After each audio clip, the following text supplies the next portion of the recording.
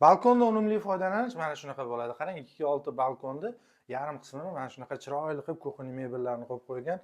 Stiralka, xolodilnik, xullas kalom hamma sharoitlari bor. Vichkalarigacha qo'yib qo'yishgan ekan. Juda ham chiroyli remontda bitgan bitta xonadonimiz sotuvga qo'yildi. Yarim qismini esa mana bunaqa oila davrasida o'tirish uchun stol zonalarini qo'yib qo'yishgan ekan. Keling, endi sizga uyimizni planirovkasini chiroyli qilib tushuntirib o'tib ketaman. Mana bu qismimiz mehmonxona bo'ladi. Mana bu yoqda televizor zonasini qarang, qanaqa chiroyli qilib qo'ygan. Oppoqqina, bu yoqda esa mягкий zonasi, oppoqqina mebellari bilan juda ham chiroyli turibdi. Bu yoqda esa oshxonaning o'rni bo'lgan, oshxonaning o'rnini bolajonlar uchun detskiy yotoqxona sifatida foydalanishga qoldirilgan. Xonadonimizning xonalari razdelni, ya'ni mana shu ko'rib turgan koridorimiz orqali alohida kiradi. Bu yog'imizda podyezdga chiqish eshigimizda.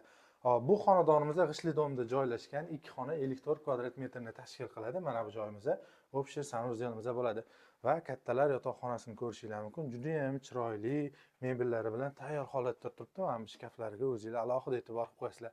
Manzilimizga keladigan bo'lsak, Chilonzor 9-kvartal Jahon tillari universitetining shundoq yonginasida joylashgan 54 kvadrat metr 79,5 ming AQSh dollari so'ralyapti. Agar sizga qiziq bo'ladigan bo'lsa, mana bu joyda nomer qoldiraman, batafsil ma'lumot olsangiz bo'ladi.